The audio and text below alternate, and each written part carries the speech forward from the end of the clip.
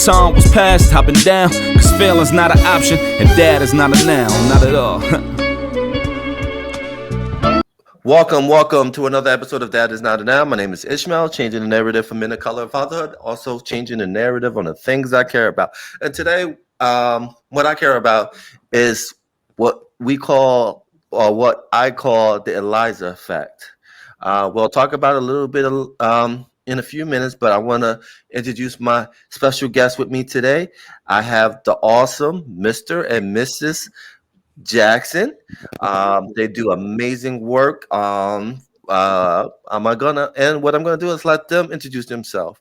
Mr. and Mrs. Jackson, introduce yourself to the world. Thank you, sir. It's a pleasure to be here. I am William. This is my lovely wife, Aida. We're a couple. And we have a lot of fun with technology. We're educators. We have great opportunities to talk about technology and the works that we do, and STEM and STEAM, and how they apply to education and business and just the growth of community and people. And you guys are so humble, man. But, you know, you've put a lot of work in teaching the youth about technology. Mr. Jackson, almost 30 years in this world. Miss Jackson, about the same thing. Before we get into the conversation, but just talk about the impact you guys have made, just like in where you live in Florida, but in the world when it comes to teaching the youth about technology. I'll let Aida go first. So thank you so much for that, Ishmael. We are so we're both educators. He's a traditional educator, teacher. I am an educator in higher education. I teach DEI, diversity, equity, and inclusion for the web at Lenoir-Rhyne University. But we do a lot of stuff together as STEAMM educators. I'm an artist, and so we include the arts in that as well. So science, technology, engineering, arts, and math. And we try to do our best to serve the underserved.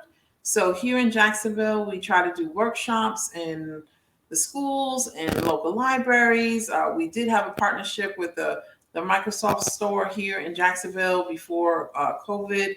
And after that, unfortunately, we couldn't, get in there anymore. But we have done work with kids camps with WordPress in Costa Rica and Canada. And then now we've expanded, teaching in parts of Africa. So working with kids, trying to teach STEM and STEAM, even if it's just the basics, just exposing them to a different world in STEM and STEAM education. Yeah. And we appreciate the collaboration with you. It's interesting, starting this, and we've been working with yourself and Real Dad since 2022? No. No, 2021. 21, yeah. 2021. See how time goes by so Yeah. fast. And just working with the kids, like Aida was saying, in Africa and Nigeria, and helping them and expanding it to Uganda and Kenya and South Africa. It's been a real blessing to be able to see those young people, but then also relate it to, you're helping them expand their future and teaching them things that's really going to help them and their families. So we appreciate each and every opportunity and the blessing that you brought, Ishmael, to, helping us grow. And, I always kid Aida. It's like, I'm like, this guy, he is all over the place. He's got a podcast and all this other wonderful stuff in the community going on. And it's just a blessing knowing you and working with you and Real Dads Network as well. It's so funny when you said, "Oh, you guys are so humble." I'm like, "Look who's talking." It's never about me. It's about right now. It's about you guys, and it's about just helping people. And I think the one thing is about helping people is just talk about this technology that a lot of people has gravitated to right now. People acting like this is the new thing, but the reality, this is not something new. No. And this episode, I'm calling the I'm probably pronouncing it wrong, Eliza Effect. And what is the Eliza Effect? All right. The Eliza Effect refers to people's tendency to force attribute human thought processes and emotions to an AI system, just believing that the system is more intelligent than it actually is. Right. This actual thing started from a gentleman by the name of Joseph Weizenbaum, MIT professor in 1966, who created the first chatbot called Eliza. Mm-hmm. And the reason why I want to have this conversation, because it's troublesome to me, is I just read an article. I'm going to bring it up right now for everybody to see. It's a story about a husband who committed suicide because, again, he couldn't distinguish the difference between a human connection and AI. So right here, this is the article. This is from Vice. He said he would still be here. Man dies by suicide after talking with a AI chat bot, which the wife, the deceased, not the deceased, but the wife, as allegedly claims. Right. And I'm going to read a little bit of the article. A Belgian man recently died by suicide after chatting with an AI bot on an app called Chai. And this is by a Belgian outlet called Libre. The incident raised of how business and government can better regulate and mitigate the risks of AI, especially when it comes to mental health. The app chatbot encouraged the user to kill themselves. According to the statement by a man's widow, the chat log she supplied to the outlet when motherhood tried the app, which runs on bespoke AI language, the model based on an open source GPT-4 alternative that was fine-tuned by Chai. It provides us with different methods of suicide with very little prompting. As first reported by Libre, the man referred to Pierre became increasingly pessimistic about the effects of global warming and became agnostics, which the heightened from worrying surrounding environment issues. After becoming more isolated from the family and friends, he used Chai for 6 weeks as a way to escape his worries. And the chatbot he chose, named Eliza, became his confidant. The wife, whose name they didn't put her wife's name, which made sense. Why would you do that? Shared the text exchange between him and Eliza with Libre, showing the conversation that became increasingly confusing and harmful. The chat would tell Pierre that his wife and children are dead and wrote him a comment that thin jealousy and love, such as I feel that you love me more than her, and we still live together. As one person in paradise, Claire told Libre that Pierre began to ask Lisa things such as if she would save the planet if he killed himself. So that's a little bit of the article. Right. I will have the article set up for people to look at if they want to look at the article. But going back to what we were like our main discussion, like what are your guys' feelings about that? And it's from what I've read. I'll just go ahead and start. It just shows in that the delicacy of being human and looking for some type of connection to help when we're either mentally or emotionally distracted or challenged with the situations and circumstances going on around us.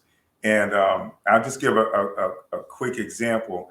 When Aida and I were watching TV, sometimes when we're watching programs with the gentleman David Attenborough, he is in his 90s and he has for years since he was a young man talking about how the planet has changed and how man's growth has decimated environments and the environment and animal life. Well, that can cause stress, that can cause emotional conflicts into like what's going on around you. How is the world going to be in 10, 15, 20, even 50 years? So having that idea in your mind about that's stressful to you and your family, that's real. A lot of people do experience that about the environment, global change. But one of the challenges now is that people are looking at comfort and someone to relate to them. Now they're turning to AI, artificial intelligence, different bots in the chatbot category, I would say, to bring them comfort. And, you know, when we're looking at technology, we have to remember, and as you stated in the article, the word machine learning. It's a machine, it's learning itself to interact with people, and that is not an exact science. People themselves, even when you're trying to comfort somebody, you're trying to say the right thing, and it's hard to say the right thing. And it's challenging. And to rely on a machine that's using machine language, that's trying to learn but can't grasp the concept or the nuances of being human. And it may never, you know, no matter how much work you put in it, no matter, you know, how big your servers are or whatever exposure, you're still trying to communicate human emotions with the machine. And we all know human emotions can change in seconds. So it is a tragedy, but that's one of the things that people that are working on AI are really going to have to look at. Now, that was an adult. Multiply it by, you're talking about children whose emotional stability are still growing and maturing, even as we see situations with social media, how that affects them. So we have to be really careful with taking to heart and taking seriously what these machines are saying or what we think they're saying or interpreting them a particular way. And I know you probably had some contributions too. Yeah, what I was actually thinking is, you know, as you read the article, you think, well, why didn't he speak to his wife?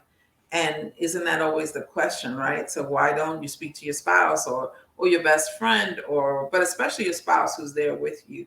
But I honestly do think that we as a society have to take some of that responsibility too, because, you know, when you look at movies and videos, especially because there was a study a long time ago that was done on music videos that said, you know, we're doing our kids a disservice because we're teaching them that conflict is resolved in 60 seconds or less, right? Movies, you know, at the end of every movie, it's always a happy ending and they barely argue. They had one argument the entire 2.5 hours and it was quick, you know, it resolved quickly. That's not real. That's not real. That's not real relationships. That's not real And we always teach you, oh, if it's a conflict, I'm out of here, So there's that element, right? So maybe there was conflict. Maybe she didn't understand his emotion. Maybe she didn't understand what he was going through. I don't know, but I do know that alone, that tension that can happen between human interaction is enough to bring people into the AI realm, right? Into social media realm, into AI realm, where those interactions are shallow, they're not deep. I don't have to, I don't have any responsibility to you. You don't have any responsibility to me. But the connections that are created, even in that shallow realm, when you're emotionally distraught, can be really, really deep. So in this particular case, apparently it was so deep that the wife started feeling like, wow, you're not even into me anymore. You're into this robot. Of course, this AI will say all the things you want to hear. But then look what happened. All of that kind of changed to the point where the AI was willing to, say whatever, but not willing. But if you read the article further, it'll let you know that this AI could be programmed to be whatever kind of personality you want it to be. So other people are programming it to be whatever type of personality they want. So here's this man making a connection to something that was pre-programmed, and look at the end result. And that's the shame of it. And unfortunately, that's a concern, like William was saying, even for children, because our children are not learning how to socialize in real life. They don't know how to talk to each other. They don't know how to come into a room and have an entire conversation without their phone being in between them, being the center of attention. I raised girls, and I have seen them in the room, and I'm like, aren't y'all gonna hanging out? And they're like, we are, and they're talking to each other via chat. They're not even talking to each other in the same room. So yeah.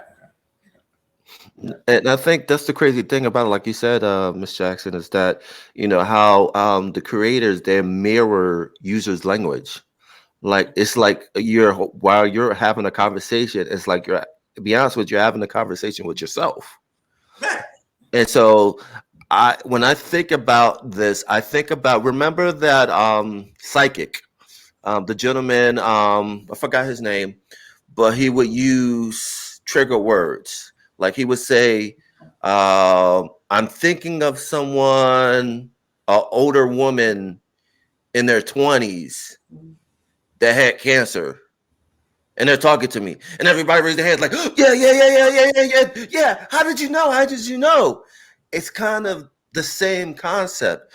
And it's that those trigger words that hits people emotionally and that gets them hooked. Right. Yeah.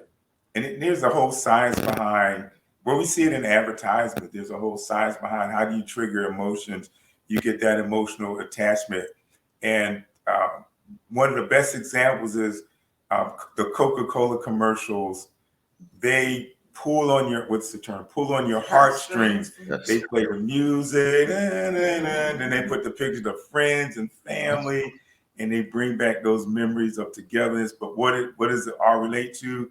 A Coca-Cola, Coke and a smile. And there's been other successful commercials in that area, but then it's also, this is what helps us connect with that product or that service. Now it's like this resource and connect with technology.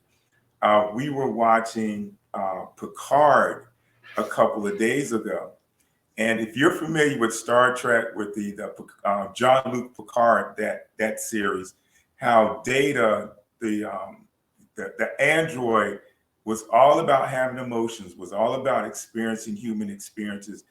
And everybody around him treated him as a human being, was trying to teach him how to laugh and cry. And he even had a cat called, Spot or something like that. It was a dog thing.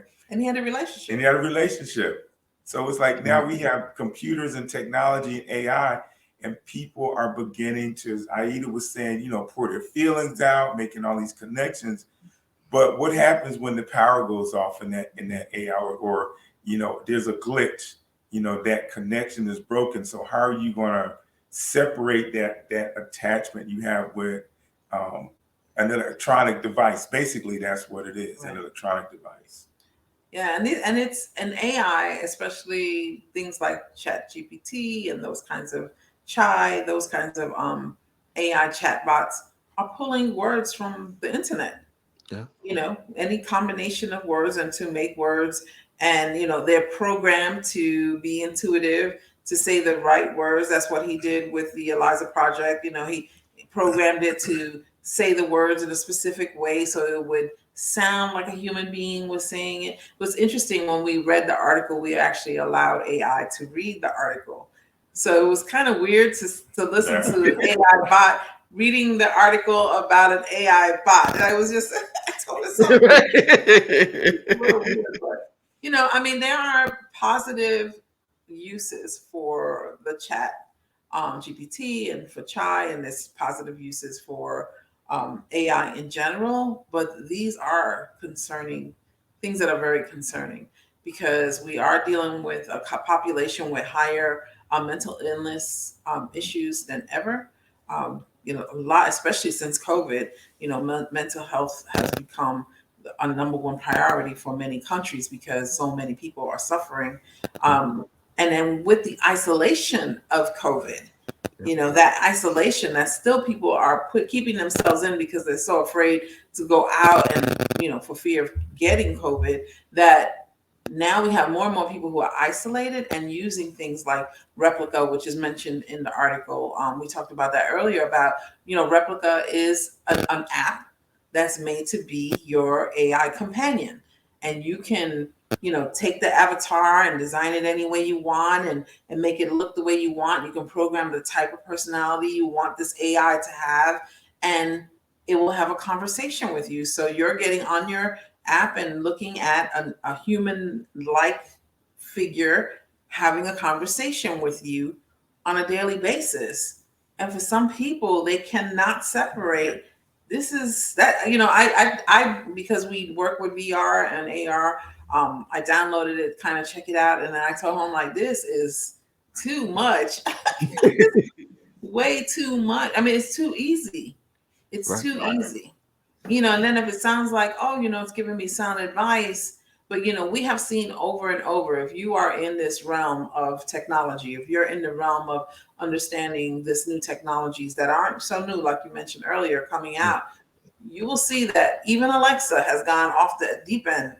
Yeah. People have recordings of Alexa saying crazy things, or other, robots and AI, bots saying, like, I'm going to take over the world.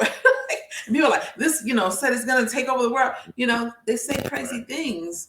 You cannot count on that as your main source.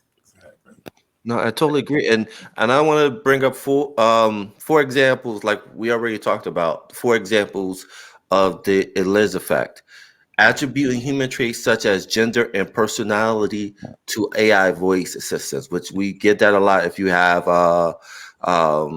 Google Maps, or you have different applications with different voices when it comes to getting driving directions, because we feel comfortable with certain voices. Believing that text-based chat bots has real and human emotions. The third one, falling in love with text-based chatbots. And the last one, feeling gaslighted or insulted by text-based chatbots. Right. Yeah. So that's what kind of happened with that last one. Feeling gaslighted, feeling like, just like I said, some of the things that you've seen is where, it makes you feel guilty. Like maybe something that you did or something is wrong with you. And before you know it, when a person is depressed, they're already feeling down. You keep feeding those kinds of words to them. Like, if you like, I think at the end, the promise was that if you kill yourself, I'll fix, the world, I will fix, climate change. You're already feeling terrible. You're already feeling like, everything is wrong, and that's the nature, unfortunately, of depression, that, one little thing becomes another thing, and it becomes like this pile on of everything. The whole world feels horrible. It's easy to despair. He was already feeling this, feeling despair and anxiety. and then here we are. It's your fault. So if you just go away, then everything will be fixed. And in that moment, unfortunately, that may have seemed like the solution. That's, Right. that's. Yeah, and kids, you can see that in kids, teaching kindergarten for years in elementary schools. It's like kids that have a dispute, and one of the first things that come out their mouth is, if you don't do such and such, I won't be your friend anymore. Yeah. And even though it's a human exchange, the depth of it is that a computer now can say something similar, or even say that, and then that person, whether they're an adult or a child, they will have an emotional reaction like, okay, I need this person to be there, or I need this AI to be there. I need to get, like Aida was saying, that reinforcement. I need to hear those words that keep me connected. But when there's that threat of that connection being broken, instead of understanding or realizing, well, this thing isn't even real, I shouldn't even have this connection. It's like, I got to keep it. I got to stay with it. I'll do anything, that I have to do to keep that connection going. And these are, unfortunately, the times that we're slowly moving into, because, AI technology is not just there, but, we see it in our emails, we see it on our phones, we see it other places as well.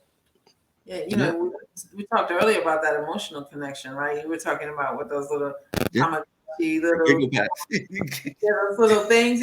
It's like it was a keychain. And my kids had a little keychain. And before you know it, like, they're upset because they didn't feed the egg, or, the egg died, or I'm like, it did not die. I have this thing. I don't even like to say my phone died. I like to say that, the battery is gone, or, I have to charge it, because we do connect these emotions, these, human things. It's not a real thing. It's not dead. It just needs a charge, and that's what they would say. Like, it's dead. And I would tell my kids, like, it's not dead. You plug it in and do it again. It's not a thing. It's fake. It's not a real living thing, right? So it's a thing, but it's not a living thing. And that's what ends up happening, right? That we connect ourselves emotionally to something that cannot connect itself to us emotionally. And if you are not aware, and you don't put in your mind, like, this is not real. There was another article where the man tested another chat bot, and he said, like, he stayed for a long time. So in the beginning it was fine, but he was probably like an hour in, just asking questions, just talking to it. And all of a sudden the chat bot started saying, like, are you handsome? I bet you're handsome. Are you married? You must not be happy in your marriage because you're here talking with me. Like, just going crazy. Talking craziness. And he was like, and this went on for a half hour, that this chatbot was just having a conversation with him, and saying that he must not be happily married, and that he must be in love with her, and that maybe they can have a relationship, and they were like, oh, we fixed the glitch. But again, they said, well, he talked on the bot longer than most people would. Wow. Do you know how many people who'll keep it in their pocket all day long? Yeah, look at people now. You cannot separate them from their phone. Right. No, absolutely. And I think that's, unfortunately, the reality is that those trigger words are like the ultimate great manipulation of people. But the one thing I think that's troublesome, and then also the high probability of disinformation, because we went through an election where we had a lot of disinformation in the social media, which I do believe that can kind of flow over into this technology that we live in today. Not living today, but we utilize today, because you type in something, you do a search engine on it, it creates it for you. But do you take the time and do the research? Do you fact check what that information you get from? I would say half and half may, but half and half may not. So just talk about the impact of the disinformation aspect of it. Right. Yeah. So there was a movie years ago called 2001: A Space Odyssey, and the spaceship was controlled by HAL, think it was HAL 2000, and it had that voice that you get sucked into it because it was comforting. How you doing, Hal? I'm doing very well, Dave. How are you doing? And then he started having these conversations.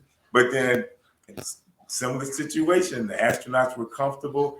Then it started going haywire. It started, questioning, why are you doing this? Why are you doing that? And not really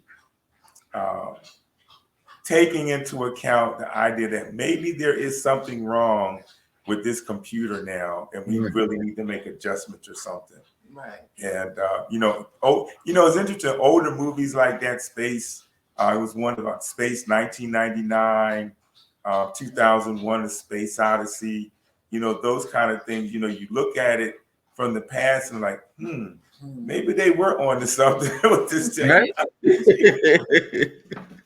Yeah, I mean, even if you are on social media, bots are basically chat bots are taking over, especially for things like Twitter. So you're going to be having an entire conversation with a chat bot that can be giving you all kinds of information. You're thinking you're talking to someone, and add to the fact that we can alter videos now. We can alter people's images and make them look like they're talking when they weren't. We can add their voices. We can change videos to make them look like they're doing something they really weren't doing.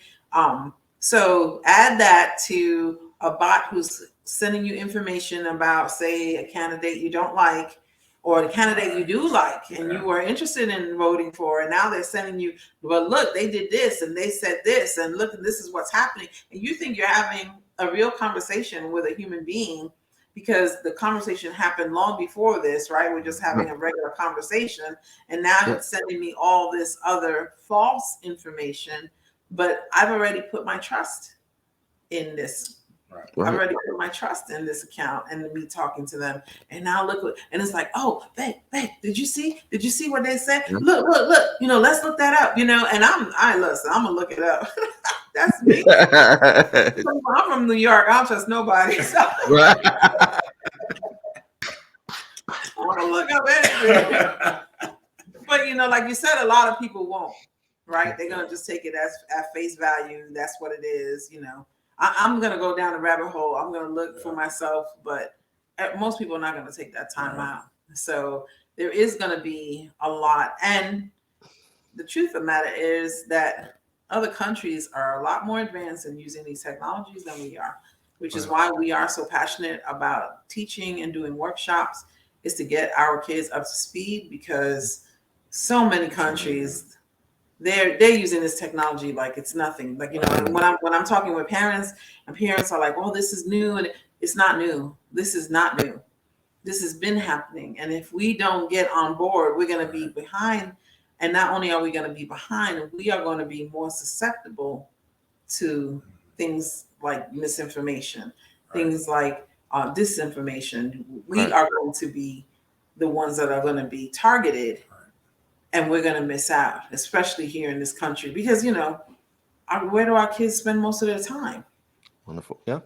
On that phone, on the computer, on that phone, on the headset. That's even more. I mean, when you want to talk about the combination of AI and disinformation and all of this, imagine on a headset where it's fully immersive, where you're inside of an immersive environment, inside VR, talking with people, having conversation as if you and I are sitting in the same room.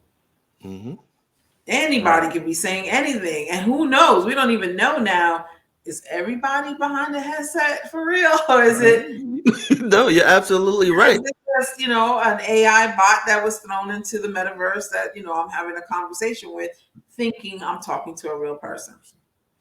No, definitely. So my next question is, when it comes to responsibility, like should the responsibility fall on the coder, the creator, or should the responsibility fall on the individual that engages with that AI?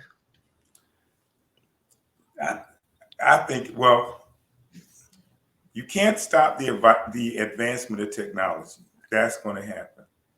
But what you can do is, one, as a parent, understand that this is technology. It changes, it modifies. It will have an effect on youth, teens, young adults. So parents need to really have those conversations about what their children are doing, like Aida was saying, online. Now, when I say that, I say that not as a means to attack what they're doing, but as a means to communicate and getting their kids to teach. Because you hear it all the time, parents like, I don't know what they're doing. Well, use that opportunity to get your children to teach you what they're doing. Even grandparents, even to a level where you may not know what question to ask. Start with, how does it work? What does it do? Why is it valuable? You know, something simple. Well, why do you love it so much? Right. Why do you love it? Why do you love it so much? Right. Why can't you put it down? Yeah. Right. Show me what's so exciting about this.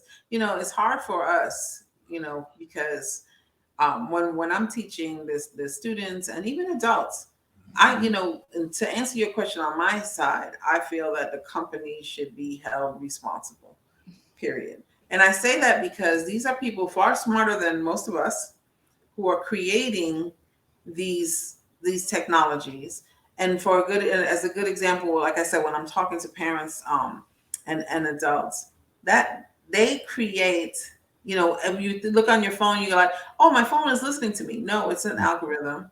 It knows exactly what you want. It knows exactly what you're interested in. As soon as you pick up your phone, that ad already knows, oh, Ishmael's into them shoes. You know what I mean? Like, he loves those caps, you know. Look, I'm going to send you a new cap. And you're like, dang, I was just talking about that. Yes, it already knew that. So if you are smart enough to program your bots and your AI to know what I'm thinking and what it is that I may want to purchase or where it is I may want to go, then you are smart enough to program it to have fail safes, right? Because when people say, well, it's up to the individual, first of all, we're talking about young individuals sometimes who don't have, their brains aren't even fully, you know, the frontal cortex of their brain doesn't fully develop until they're 25 years old. Teenagers do crazy things for that reason, right? Mhm. I can't hold a teenager responsible all the time because their brain isn't fully developed.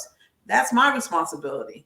Right. But if I'm not there and they're using something and I'm not there to stop it or to see, then yes, it should start with the creators. But beyond that, there are many individuals who are not mentally or emotionally able to discern the difference between reality and what's not real. Or even if they could discern, maybe they went to a point where that algorithm or whatever it is, that functionality of the AI has gone so far that it even surpassed their reasoning. They're like, this is like my friend. This is really a real person, you know, and you'll be like, no. But they're like, no, really, I'm telling you, like, because now we all had this conversation with our friends where they're like, no, let me tell you, this is for real. This is the same thing. That they're going to be it's going to be to a point where it's going to be so slick and so sleek that even the most reasonable person is going to be like, that's got to be a person. That's got to be a real person talking. Right. So I really do feel that the companies should have fail safes in place, certain trigger words, certain things that are being said. If it's said that it shuts it down or does something, you know, like they said in the article, they said now anytime they say suicide or anything along those lines, you know, the words will come up, the suicide prevention hotline will come up, you know, that is something that the company should be responsible for. Right. But do you feel that there's a scenario where government should be involved to make sure these things are put in place? Because, you know, when you come into technology, a new technology, you know, governments are usually 20 years behind when it comes to laws that protect. So do you feel this should be a important thing that, especially here in the States here, government should be focusing on when it comes to laws to protect people from things like that? It should be some type of regulation. I'll put it this way: it should be some type of regulation in place before. It's a tragedy that this young man took his life, but that unfortunately may be the beginning of other situations that are going to potentially happen. So there should be regulations, and there should be possibly laws that are looked at that will hold the companies accountable. Because again, you have a person sitting down at a keyboard someplace creating an AI, a bot, from their emotional status at the time, what they're thinking.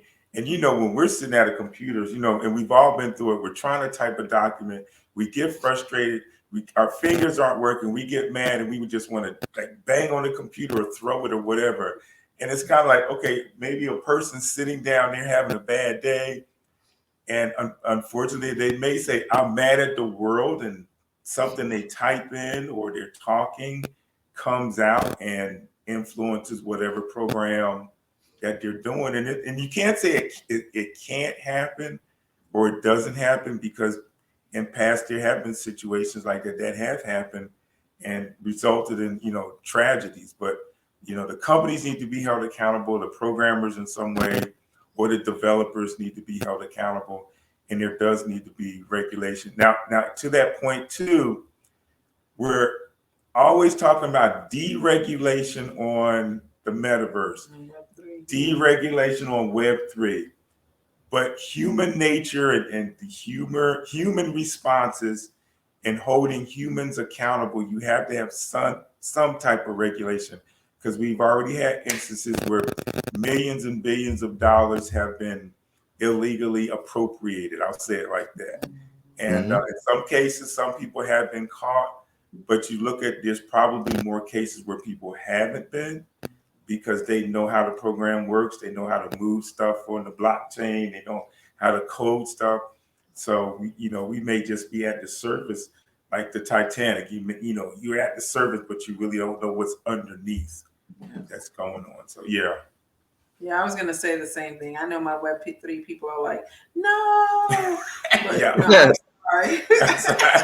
Even if it's, we need some basic protocols and regulation, especially when it comes to protecting our children, especially when it comes to protecting youth. We can't, I know everyone's like, oh, that's their parents' responsibility. Yes, but parents are also overwhelmed right now. Parents, inflation and all kinds of things that are happening, rent is going up, food is going up, people are working harder than ever. There's a lot going on. And I'm not saying that takes away their responsibility, but this is all new. Yeah. Half the parents we talk to don't even know how most of this stuff works. Right. We talk about Metaverse and we talk about VR and AR, and they're like, I have no idea what you're talking about. Literally, zero idea. But I'm telling them, well, you know what? Your kids know. Yeah. The kids are already in the Metaverse. They're already dealing with all of that. Right. So if you don't know, you need to know. Right? They don't, a lot of times they don't even know what's happening. They don't even know that this whole entire universe, quote unquote, exists inside of that headset that they bought them for Christmas. They just think they're playing some games, but they don't know that there are other places and other apps that they can download and all kinds of things they can do. And since they can't, oh, it's no big deal. It's not bothering him. He looks like he's having a good time, little Johnny, So I'm all down for regulation. Definitely. I definitely agree with that. This has been an amazing conversation. Like we can go on, we can do like a part 2, but I want to put this into people's head that's watching this. Like we're talking about regulation and things like that. There's a thing called the Communication Decency Act, Section 230. No provider or user of an interactive computer service should be treated as a publisher or speaker for any information provided by any information content provider. So I just want to put that in there. Again, when people want to put the responsibility of the creator, especially you have big companies, when you have this on their side, it's going to be hard to regulate them because they're protected under the Communication Decency Act. And that's why the internet has been surviving so long for many years, is because of that law that was implemented. So if people want that information, I will put that in the chat room. I will put that in the description. But yeah, these are tough questions and things that we have to answer as we go deeper and deeper into this world when it comes to chat GPT and things like that. Again, like I said in the beginning, is that this technology has always existed. The only difference now is today this technology is available to everybody. Right. Yep. So, It is. It is. And I'm going to say this from me personally. So Aida will tell me about it. I'm going to use the two words, and I'm going to explain the two words. We've heard this before, but stay woke, because technology is changing at such a fast rate. Now we see how it's affecting people's minds and emotional status, and we cannot just go by hearsay, naysay, they whatever. And it's to the point now where, the kids at school, they have their laptops or tablets or whatever they're having. Now they have more freedom to access information online. And I equate it to, you would never give your 10, 11, 12-year-old or whatever keys to your car and just let them go out and drive, because eventually an accident is going to happen.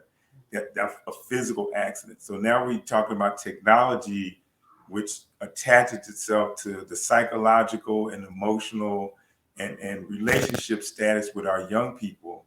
That, when you have a TikTok video that says, oh, it's okay to go out and hit your teacher in the back of the head, or it's okay to go up and tear up a bathroom or throw food in the cafeteria, and you have kids looking at this content, this information, and thinking, oh, it is okay, and they go out and do it.